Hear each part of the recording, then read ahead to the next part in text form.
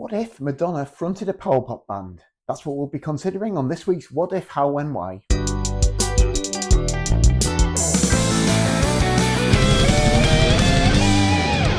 Hiya, my name is Morgan Brown, and every week I upload a new What If video to my YouTube channel. The idea of these videos is that each week I pick a different popular song and imagine an alternative universe in which a single change of circumstances causes that song to come out completely different from the version that we know and love. I then take the original lead vocal of that song and record a new backing track to it using just GarageBand and whatever instruments I happen to have to hand in order to bring that alternative version to life. So the song I picked this week was Like a Virgin by Madonna, and I tried to reimagine that as a power pop song. So if you haven't had a chance to listen to that yet, here's a little taster. I was incomplete.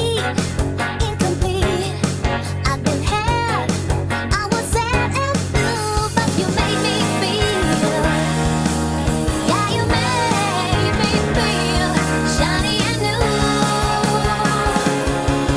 like a virgin, touched for the very first time, like a virgin, when your heart beats next to mine. So Madonna, obviously the queen of pop, she's had this massive storied career and so much said about her, so much written about her, so there's not all that much I can add. If you've had even a passing interest in pop over the last 40 odd years, she'll definitely have made some kind of impact on you whether you like it or not. Although I've always been primarily a rock fan, started off as a bit of a metalhead and then got into punk rock and so on and so forth. I've always had a fair amount of fondness for what Madonna's done. Particularly, those early singles through the 80s and into the 90s. Just some absolutely tremendous pop in there, definitely. I guess I finally lost touch with what she was doing after American Life, I think it was, which was pretty dreadful. But, to be honest, in pop terms, that's still a pretty incredible run. And that's not to suggest that everything she's done since has been worthless. It just means that I've been paying a bit less attention to it. I'm sure if you're a fan, there's probably been all kinds of great stuff since then. But yeah, one aspect of Madonna's career that I'm kind of surprised doesn't seem to have been more thoroughly written about and anthologized is her pre-fame years, from the late 70s through to the time just before that first album came out, because there's some pretty interesting stuff there. I've definitely seen a couple of little clips and there are things kicking around on the internet, but yeah, prior to her sort of breakthrough as the dance pop star, Madonna was definitely involved in some much more rock adjacent music. Played in a couple of bands. At the time she was in a relationship with Stephen Bray, who was one of her main collaborators throughout the early 80s.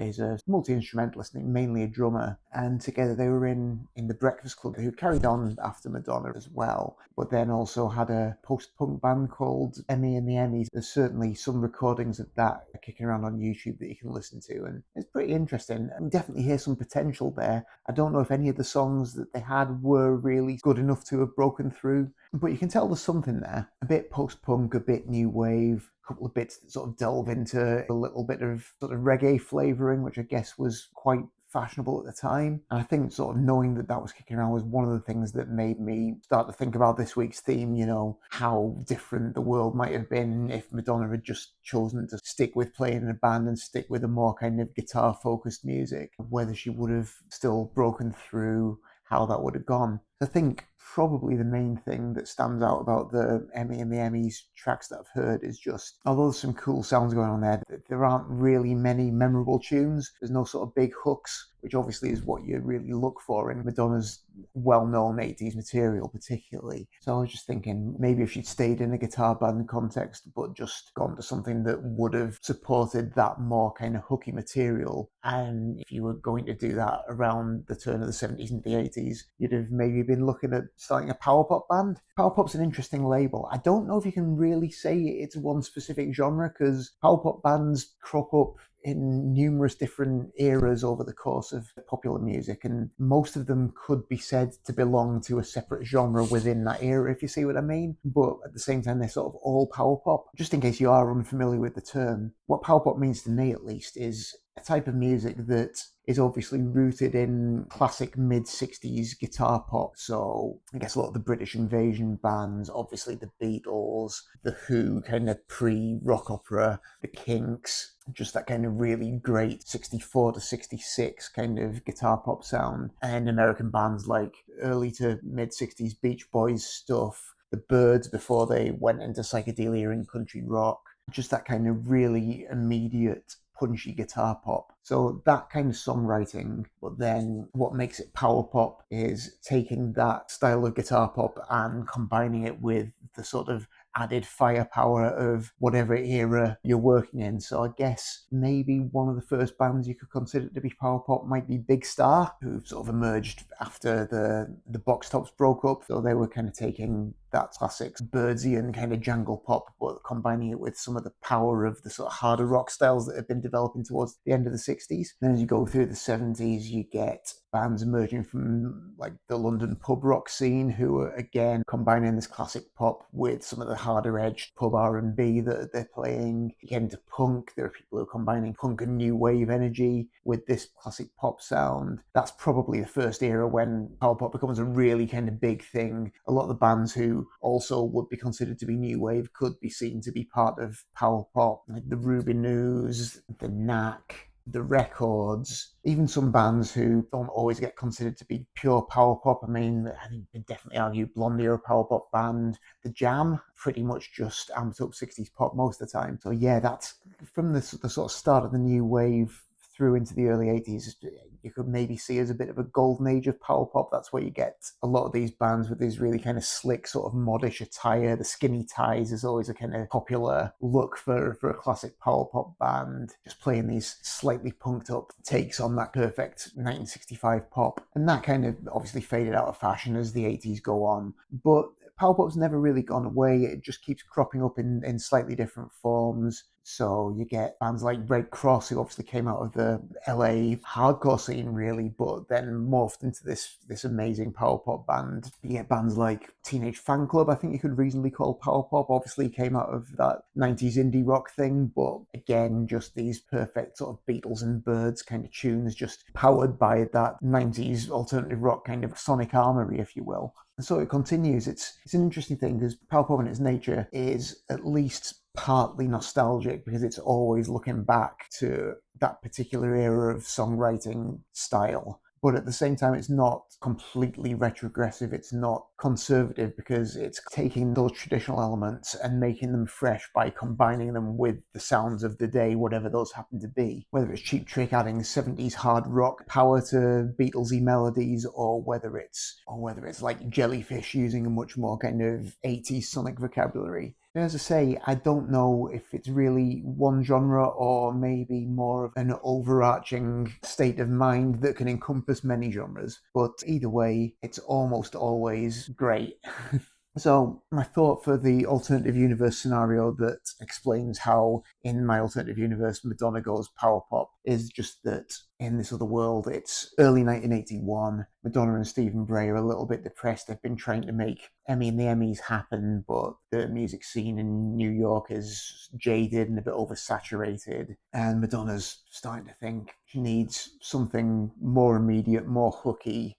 She needs some real pop music, and it's starting to think maybe the way to do that would be to go solo and move into the dance pop world. And Stephen Bray, obviously, he's a good supportive partner and he wants what's best for Madonna, but at the same time, he's a drummer. And he's the drummer in a band, so he's a little bit reluctant to encourage her to go off into some kind of style of music where she's going to be just using drum machines and where he's going to be somewhat less useful to her. So Jess, well, yeah, I hear you about the pop music. That's a great idea, but how about instead of going solo, we take the band we've got and we just pivot from doing this slightly darker post-punk stuff into just making pure power pop. And to make it more commercial, we'll get rid of this name, which is confusing people a little bit, and we'll just rename the band Madonna, so you're the clear focal point of the group. And she's interested in this idea. She's not completely convinced, but he wears her down. He brings out a stack of records and plays us some of these great tunes by the likes of the Records and Tommy Two-Tone, and after a little while of that, she's completely convinced that, you know, this blend of classic 60s-ish pop and new wave energy and her own star power is the way to go. So they start this new power pop iteration of the band, and it goes really well. They rack up a series of hits, very popular throughout the earlier half of the 80s, but then, as will happen, fashions change, and all of a sudden their skinny tie power pop sound isn't really what the kids are going for anymore. Their fortunes start to fade, and in a desperate attempt to remain relevant, they try and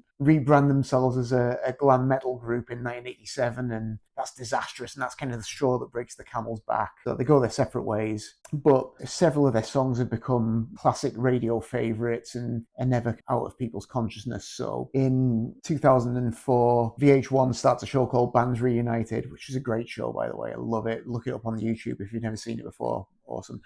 But yeah, VH1 starts Bands Reunited, and one of the bands they pick to reunite is Madonna. So they get them back together, enjoy that so much that they start touring again and continue to just pack them in to this day. So that's how I envisaged Madonna and this power pop band going, in order to try and actually convert the song Like a Virgin into a power pop song. As ever, I always start with just taking the isolated vocal, dropping it into GarageBand and getting it all synced up. So I did that. I cranked up the tempo because I wanted it to have a little bit of that kind of new wavy energy to it. Then programmed some drums in, and drumming wise, I was just trying to get a little bit of that 60s influenced feel that you get with a bunch of the power pop bands, kind of quite tight, but then there's a little bit of a Keith Moon influence in some of the fills as well. The bass is really pretty basic, but there are a couple of little melodic kind of fills in there too.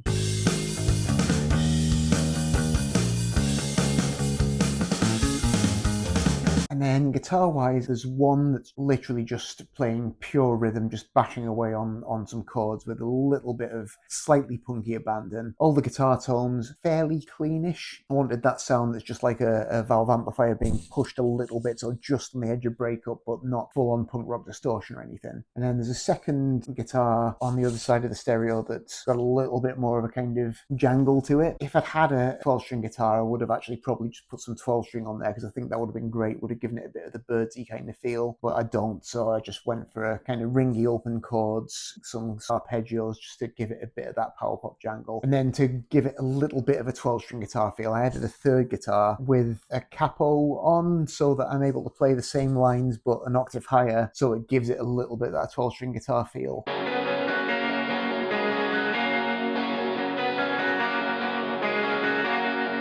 In the instrumental section, I had another couple of things. So there's the first half of it has a down-tuned guitar with a really twangy, very heavily reverbed sound, kind of almost a Wayne Eddy sort of thing, which I thought was quite fun. And then over the top of that, in the second half of the instrumental, there's a little bit more of an overdriven lead guitar part that just comes in too.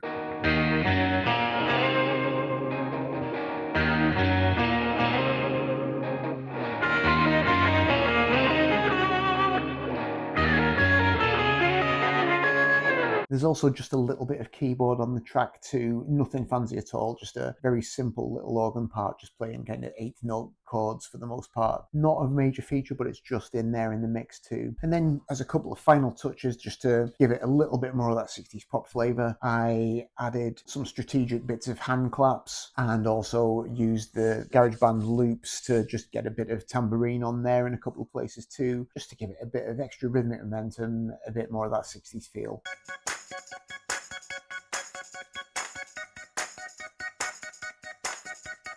Then for the video, as ever, I started out with just some decent performance footage of Madonna doing the song back in the mid-80s, which I synced up to the track. Ends up looking quite funny because the dance routine, once I've got it up to tempo, looks absolutely ridiculous, but there's not much I can do about that.